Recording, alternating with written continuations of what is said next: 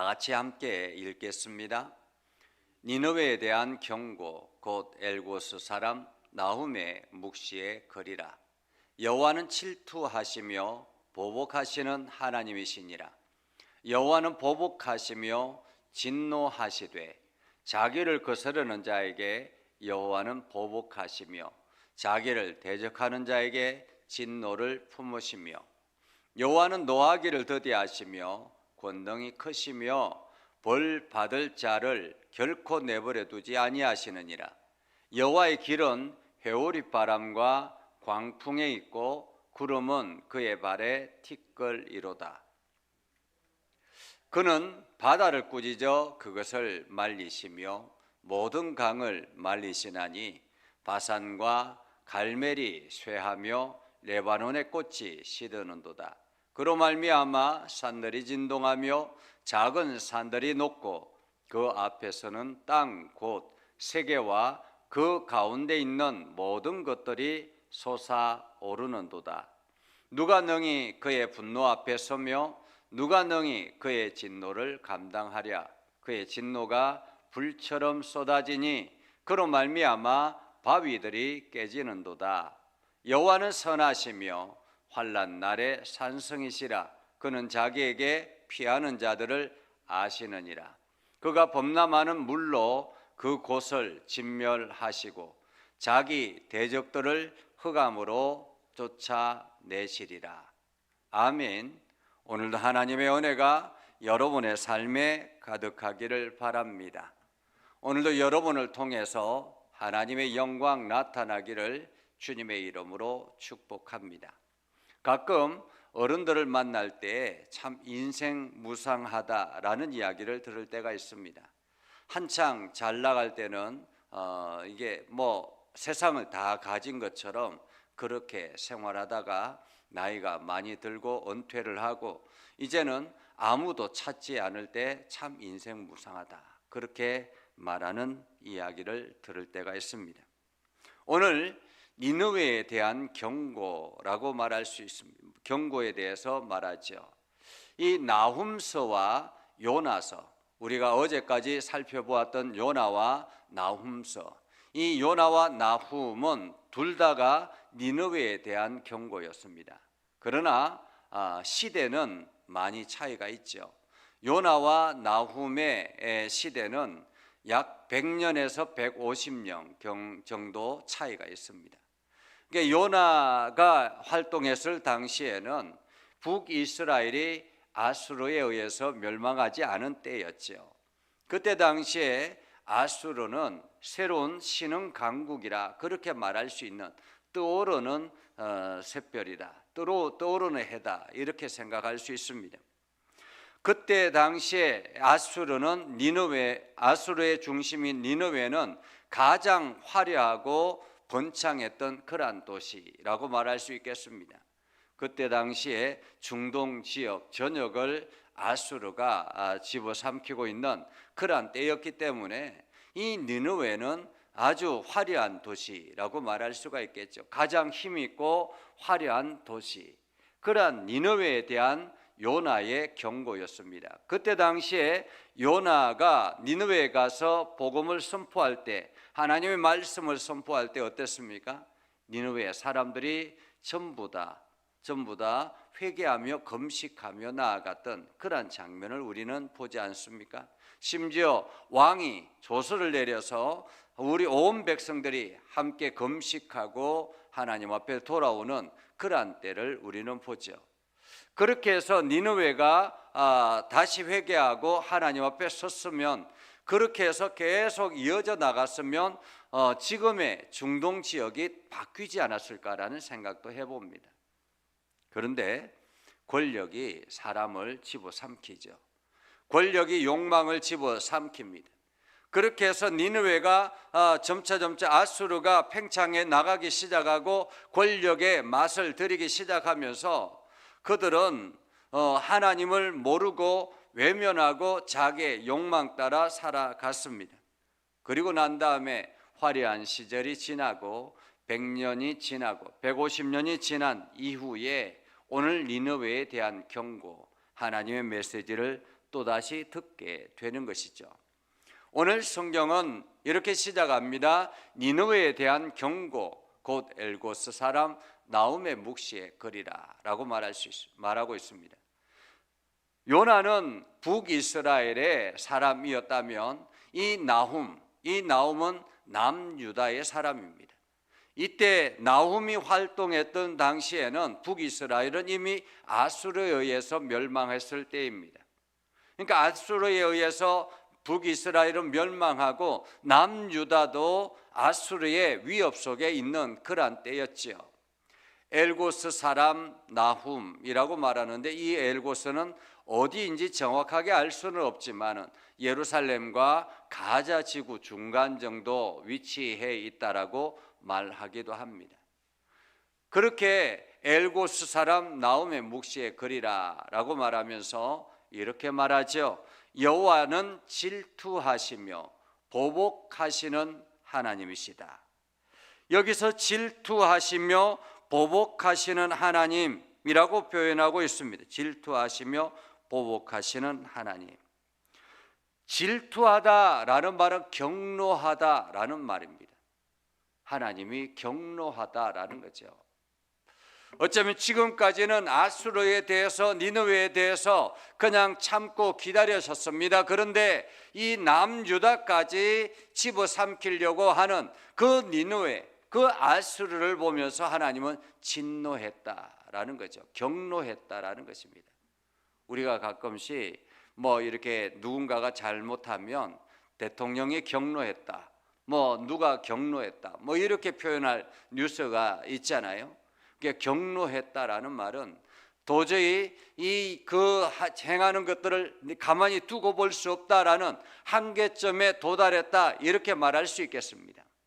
지금 니느웨가 하는 그 일을 보면서 하나님은 한계점에 도달했다라는 것입니다. 그러면서 보복하시는 하나님, 질투하시며 보복하시는 하나님, 거기에 대해서 반드시 보응한다라는 말입니다. 여호와는 보복하시며 진노하시되 자기를 거스르는 자에게, 여호와는 보복하시며 자기를 대적하는 자에게 진노를 품으신다. 하나님께서 보복하시는 것, 하나님께서 질투하시는 것은 무엇 때문인가라는 거예요. 무엇 때문인가? 하나님이 질투하시고 보복하신다라는 말은 하나님을 대적하는 사람들, 하나님의 뜻을 거스르는 사람들, 이런 사람들입니다. 하나님의 뜻을 거스르는 사람들, 하나님을 대적하는 사람들, 하나님께서 이들을 가만히 두고 보지 않는다라는 거죠.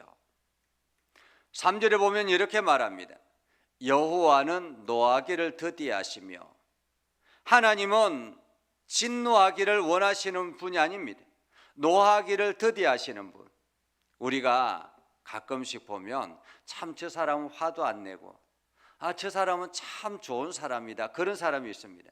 그런데 그런 사람이 한번 화를 내면 어떻습니까? 무서운 거예요. 그죠? 화를 내지 않고 어떤 상황 속에서도 그냥 침착하고 인내하고 기다리고 그랬던 사람이, 그가 화를 냈다면 엄청나게 화가 났다라는 말이에요. 그죠? 엄청나게 화가 났다. 하나님이 지금 바로 그런 분이다, 그런 상태다라는 것입니다. 니느웨에 대한 화가 극에 달했다라는 말이죠. 노하기를 더디하시며 권능이 크시며 벌 받을 자를 결코 내버려 두지 아니하시고, 벌 받을 자를 결코 내버려 두지 아니하시는 분.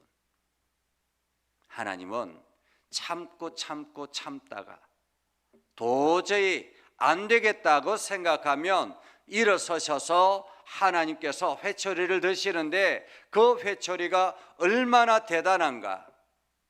여호와의 길은, 여기서 여호와의 길은 하나님이 진노하시고 하나님이 행하시는 그 길이라는 말이에요. 하나님께서 보복하시는 그 길이라는 말입니다. 그 길은 회오리바람과 광풍에 있다라고 말하죠.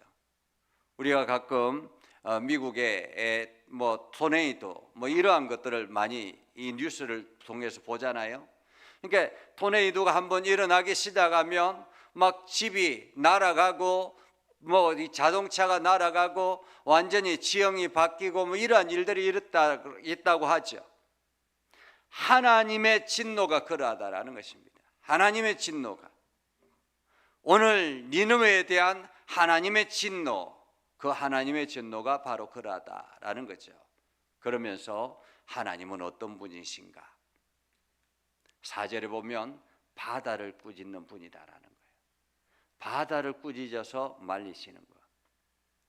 여러분, 바다가 어떻게 마른 땅이 될 수 있겠습니까? 그런데 하나님께서 행하시면 바다를 꾸짖어 말리시는 분입니다. 바산과 갈멜이 쇠하며 레바논의 꽃이 시들고, 바다도 말리고 강도 말리고 바산과 갈멜이 쇠하고 레바논의 꽃이 시들고, 이들은 뭐 비옥한 땅이라고 볼 수 있는 그런 곳입니다. 그런데 그런 곳들이 완전히 시들고 황폐해지게 될 것이다라는 거죠.